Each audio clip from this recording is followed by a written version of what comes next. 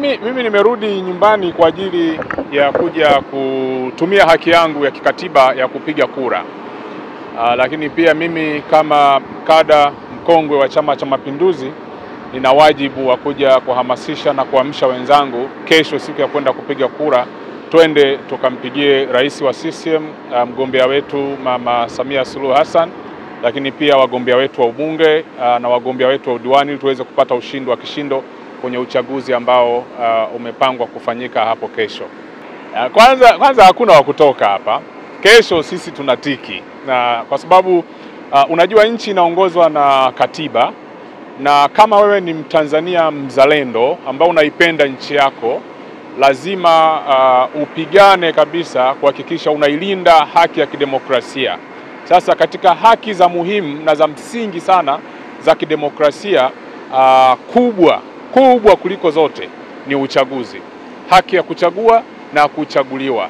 Sasa wewe unasema utafanya maandamano siku ambapo mamilioni ya Watanzania wanakusudia kutumia haki yao ya kupiga kura. Wewe si mchokozi tu bana. Sasa ukienda barabarani na hawa nao wakiruhusiwa kwamba unasema tu ni haki yako kuandamana ama kukusanyika, vipi na hawa nao wakaamua kuandamana? Nyie ndio wachache mkaandamana na wale walio wengi wakaandamana, tutakuwa tuna vurugu, tutakuwa na nchi hapo. Kwa hivyo hata kama watu wana madai yao, wana miko yao, wana manunguniko yao, lakini siku ya uchaguzi sio siku mwafaka ya kusema utatoka kwenda kuandamana. Huo ni uchokozi na ni uvunjifu wa amani, na kimsingi kwa kuwa pia wanachochewa na watu ambao hata hawapo hapa, hata hawana dhamana yoyote ile, sio vyama vya siasa, sio vyama vya kiraia. Mimi ningewasihi sana wanatabora wenzangu wasifuate mkumbo. Kesho twende tukapige kura, turudi nyumbani, tutulie, tusubiri kura za viongozi tutakaokuwa tumewachagua watangazwe, na mwisho wa siku tuendelee na mambo mengine. Hao wenye manunguniko yao, wenye malalamiko yao, wenye maombi yao, watumie njia mwafaka za kikatiba za kuweza kuyafikisha kwenye mamlaka ambayo itaingia baada ya uchaguzi wa kesho, ili waweze kusikilizwa na hatimaye kufanyiwa kazi kama kutakuwa kuna haja ya kufanya hivyo. Mimi zaidi nimekuwa nikiandika kuhusu kuhamasisha watu kwenda kushiriki kwenye uchaguzi.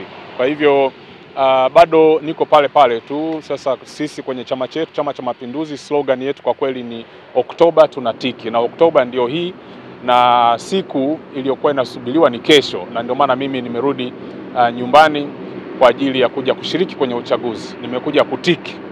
Kwa hivyo hakuna tafsiri yoyote ile zaidi ya hayo ambayo nimekwisha kuyasema, kwamba kesho tunaenda kutumia haki yetu ya msingi ya kikatiba, nayo ni haki ya kidemokrasia, haki ya kuchagua viongozi, lakini pia haki ya kuchaguliwa kwa wale wenzetu ambao waligombea na vyama vyao vikawapa bendera za kushiriki kwenye uchaguzi kama wagombea.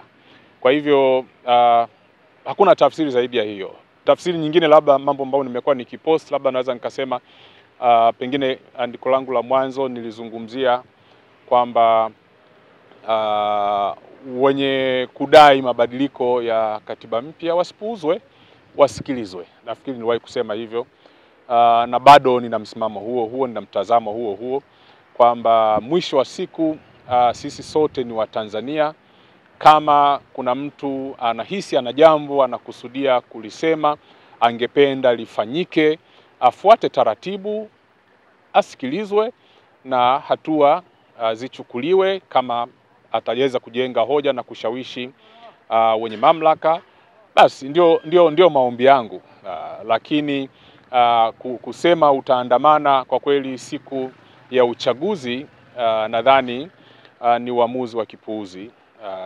Ni uamuzi wa kupuuzwa kama ulivyo wa kipuuzi vile, kwa sababu huwezi kusema unaandamana siku ya uchaguzi hata kama una haki ya namna gani, kwa sababu tayari uchaguzi ulishapangwa na kuna watu walishajipanga kugombea na kuna watu walishajipanga kwenda kupiga kura.